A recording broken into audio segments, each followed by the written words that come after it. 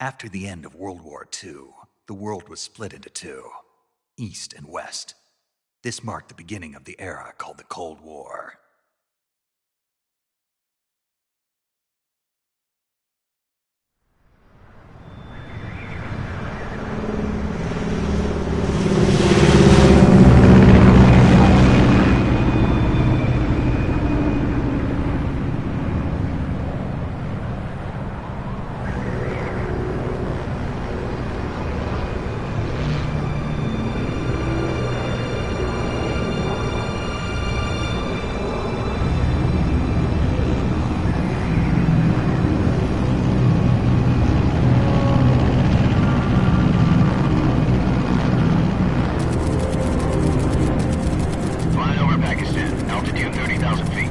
Approaching Soviet airspace.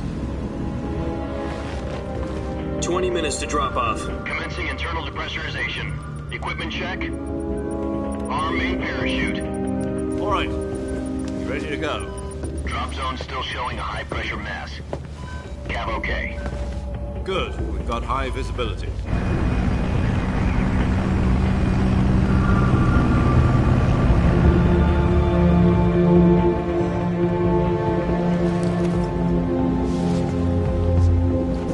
Put out that cigar. Connecting oxygen hose to interior connector. Put on your mask.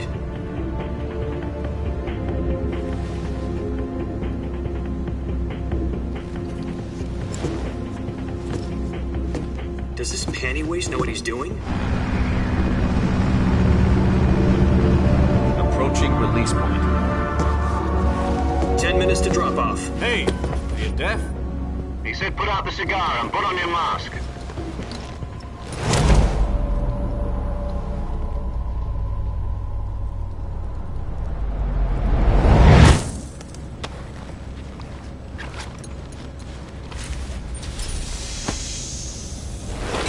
Depressurization complete. Checking oxygen supply. 6 minutes to drop off. Opening rear hatch.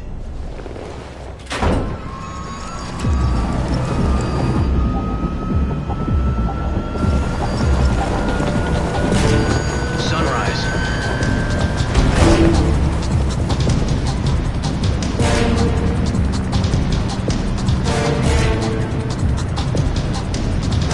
External temperature minus 46 degrees Celsius. 2 minutes to drop off. Stand up. You'll be falling at 130 miles per hour. Try not to get frostbite from the wind chill. 1 minute to drop off. Move to the rear.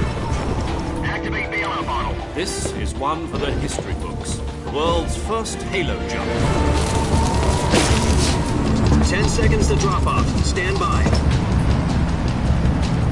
Status okay. All green. Prepare for drop-off. Countdown. 5, 4, 3, 2, 1. Spread your wings And fly. God be with you.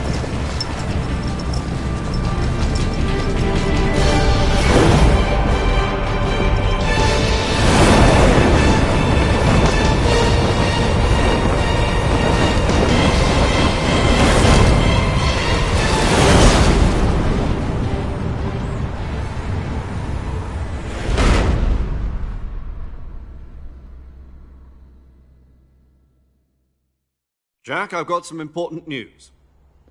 The head of the CIA has finally given us the green light for the Virtuous mission. Virtual mission? No, the Virtuous mission. The future of our Fox unit depends on it. If it succeeds, we'll be officially organized into a unit. Virtuous mission? Sounds like some kind of initiation ritual. You know, don't get cocky. This isn't a training op.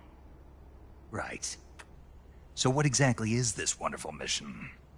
Well, about 2 years ago, a certain Soviet scientist requested asylum in the West through one of our moles. His name is Nikolai Stepanovich Sokolov. He's head of the OKB-754 Design Bureau, one of the Soviets' top-secret weapon research facilities, and the East's foremost expert on weapons development.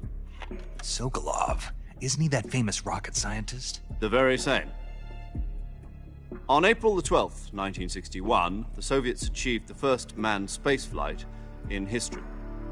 The Earth was blue, but there was no God. Well spoken.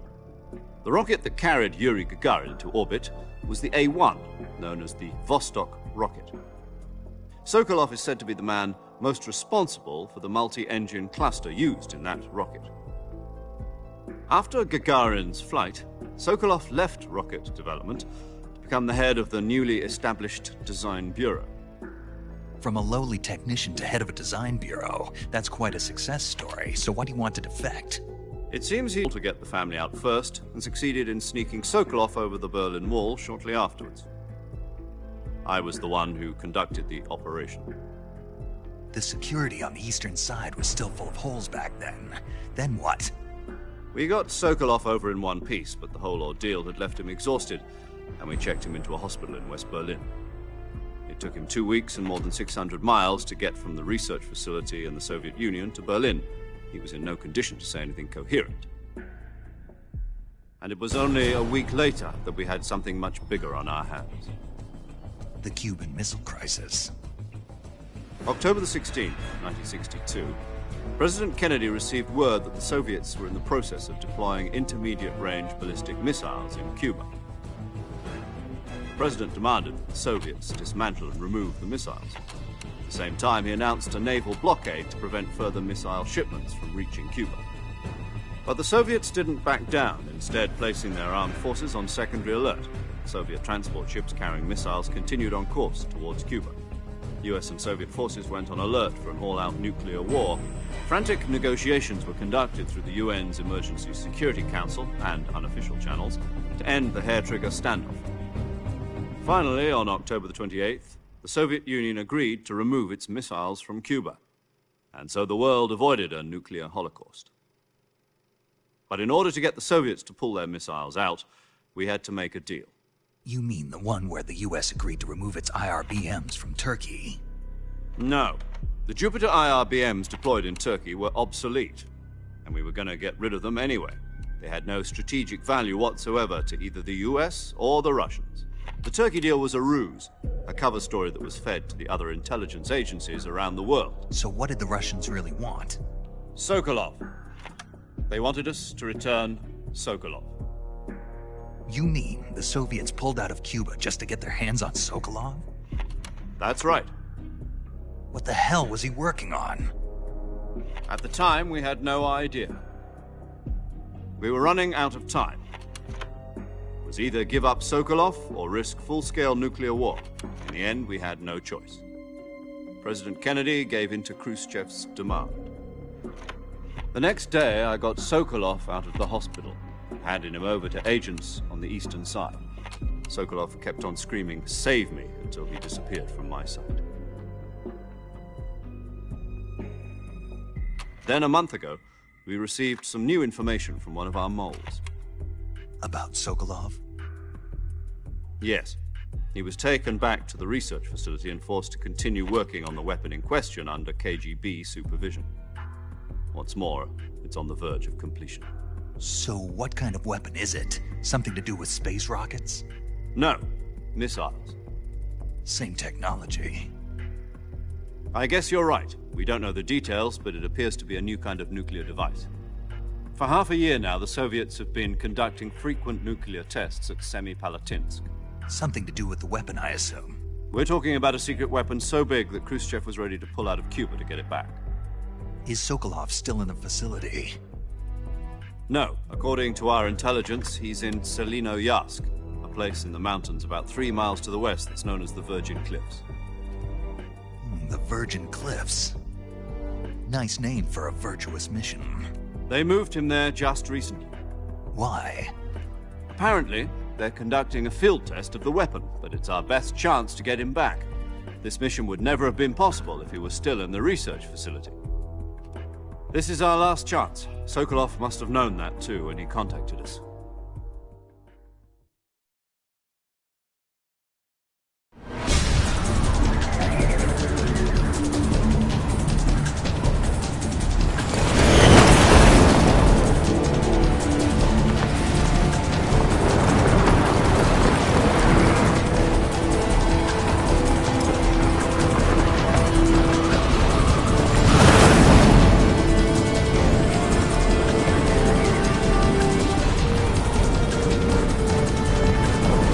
Listen up, Jack. Your mission is to infiltrate Selino-Yarsk in the Soviet mountains, ensure the safety of Sokolov, and bring him back to the west.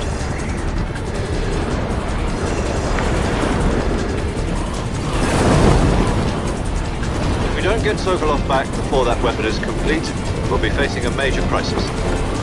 The clock is ticking.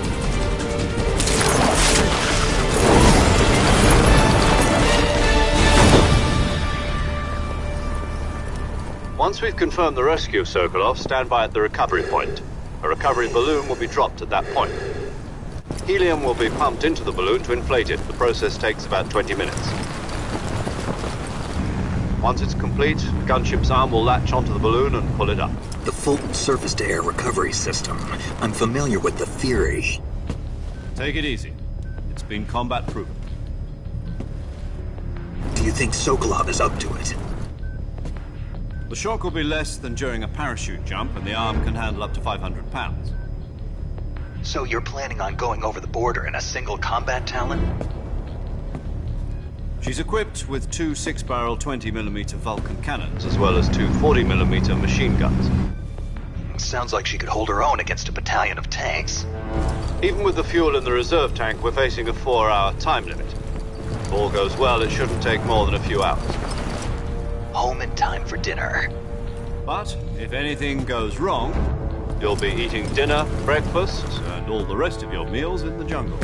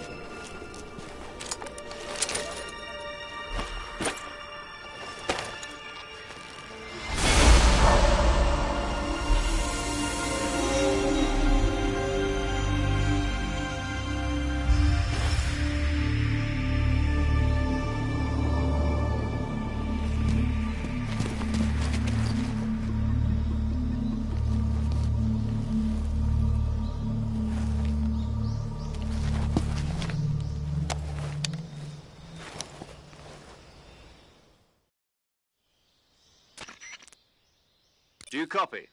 You're already in enemy territory, and somebody might be listening in. From here on out, we'll be using code names to refer to each other. Your code name for this mission will be Naked Snake.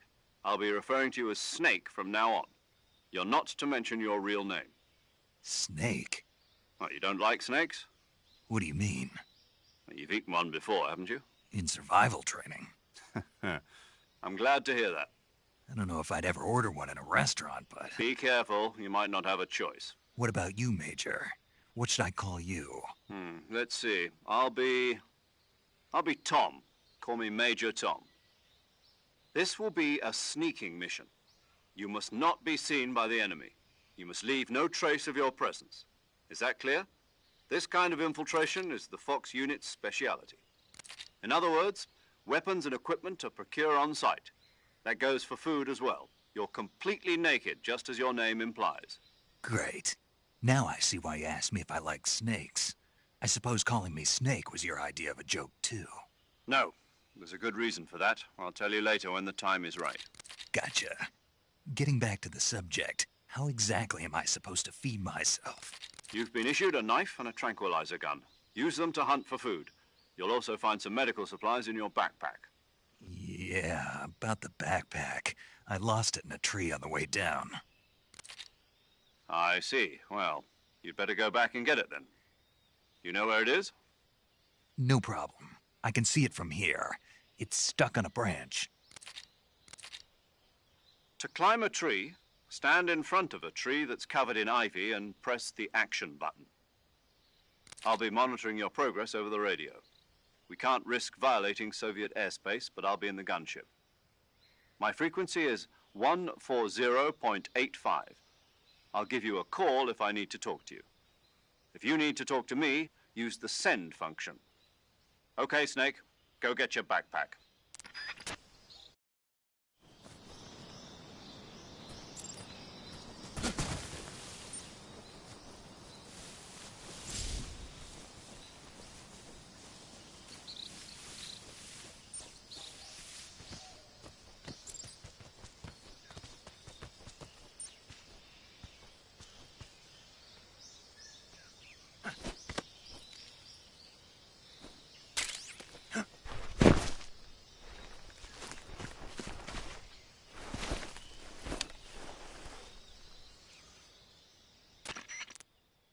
I see you've retrieved your backpack, Snake.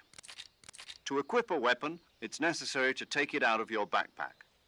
In the survival viewer, choose Weapon from the backpack. Your available weapons will be displayed in a list on the screen. From that list, choose the weapon you want to equip and press the Enter button. For other equipped items, just do the same thing from Item. Got it. Use the survival viewer backpack. Yep, that's right. Survival is fundamental to this mission. After you've been out in the field for a while, your stamina will start to drop.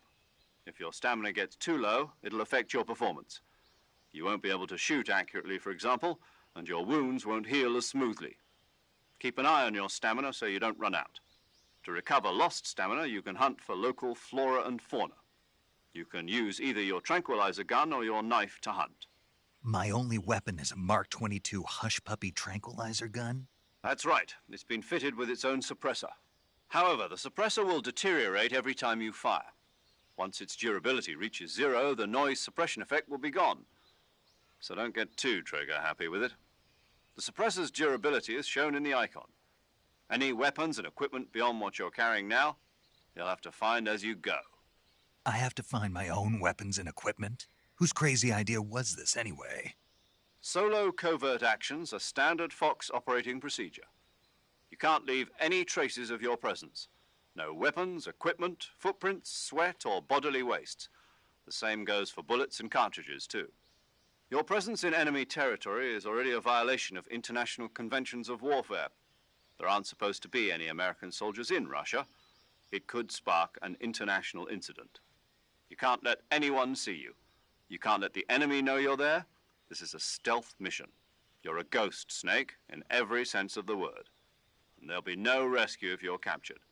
The military and U.S. government will deny any involvement in the affair.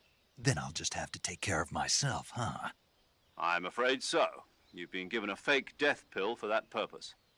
SIS guidelines stipulate that soldiers on covert ops like this one be issued a potassium cyanide capsule. Tape it to your body so you can take it when you need to. How generous of you. Use it if you're taken prisoner by the enemy. It'll send you into a state of false death for a short time. Fooling them into thinking that I'm really dead. So how do I come back to life? Just take the revival pill. You mean that thing they put in my tooth before the mission? That's the one. But be careful. If you remain in a state of false death for too long, nothing will be able to bring you back. Remember that. I'll keep it in mind. You said this was a solo mission, right? Right. I guess that means I can't count on any reinforcements. Correct. The mission rests entirely in your hands. A real one-man army. Relax. There's a support team ready to back you up over the radio. Who? I'll introduce them to you. This time, survival is of utmost importance. The first member of the support team will be in charge of monitoring your physical condition, acting as a medic, so to speak, as well as recording your mission data. She's a member of Fox as well, and she's here on the gunship with me. She? Hello, Snake. I'm paramedic. Nice to meet you. Paramedic. As in a medic who comes in by parachute. Aren't you going to tell me your real name? Are you going to tell me yours, Mr. Snake? My name, huh? It's John Doe. And they call you Jack for short. You're a regular Captain Nemo. A name means nothing on the battlefield. After a week, no one has a name. What's your name? Jane Doe. Very funny. I wasn't joking, but I'll tell you my name only if you manage to make it back alive. My frequency is 145.73. She's also in charge of recording your mission data. Whenever you want to save, send a message over the reserved save frequency, 140.96. So saving lets me record my mission data. That's right. It also records the state of your health. Good to know. There's one more person I want to introduce you to, Snake. Huh? Speaking of snakes, you remember the boss, don't you? A legendary soldier and your mentor. Actually, it was the boss that got the DCI's authorization in the first place. She's going to be serving as Fox's mission advisor. The boss is? She also helped me plan this mission. She and I were at SAS together. Jack, is that you? How many years has it been? Boss? That's right. It's me. Oh. Talk to me. Let me hear your voice. It's been 5 years, 72 days, and 18 hours. You've lost weight. You can tell just by the sound of my voice. Of course I can. I know all about you. Really? Well, I don't know anything about you. What's that supposed to mean? Why'd you disappear on me all of a sudden? I was on a top-secret mission. You didn't need me anymore. But there were still so many things I wanted you to teach me. No, I taught you everything you needed to know about fighting techniques. I taught you all I could. The rest you needed to learn on your own. Techniques, sure. But what about how to think like a soldier? How to think like a soldier? I can't teach you that. A soldier needs to be strong in spirit, body, and technique.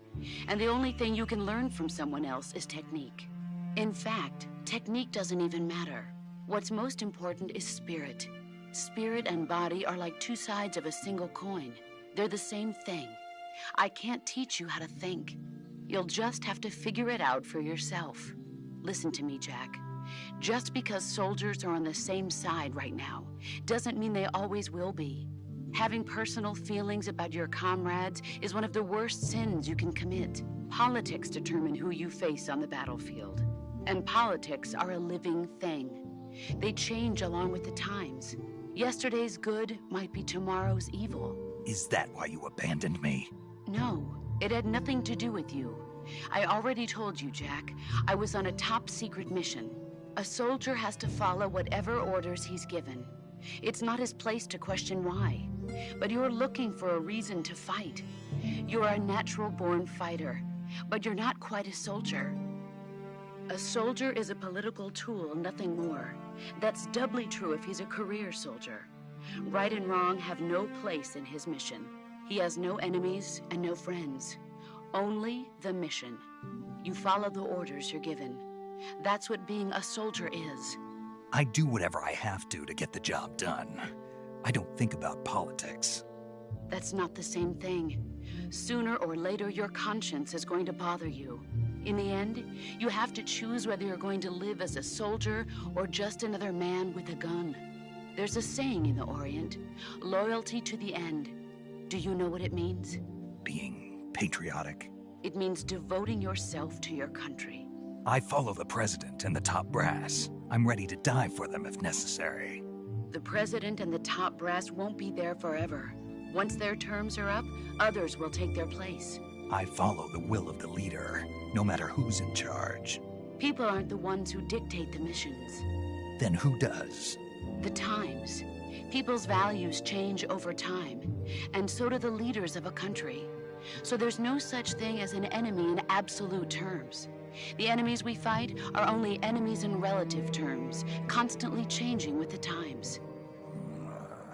As long as we have loyalty to the end, there's no point in believing in anything, even in those we love. And that's the way a soldier's supposed to think? The only thing we can believe in with absolute certainty is the mission, Jack. All right, but do me a favor.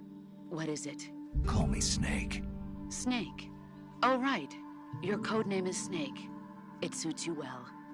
That's right. The legendary unit that the boss put together during World War II was a snake.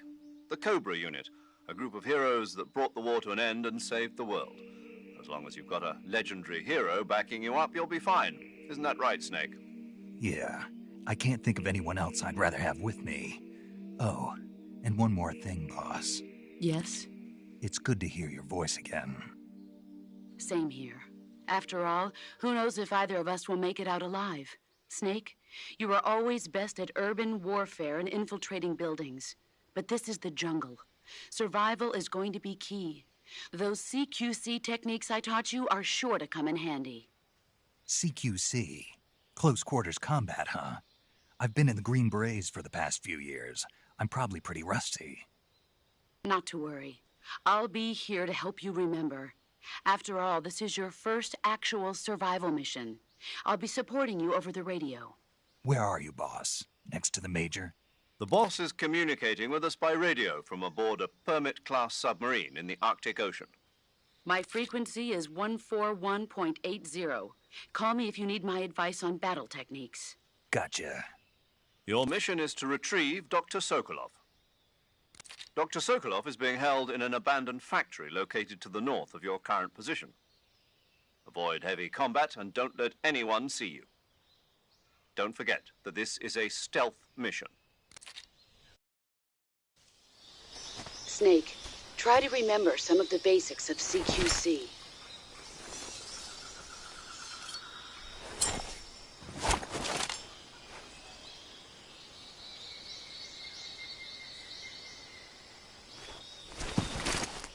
Commencing virtuous mission now.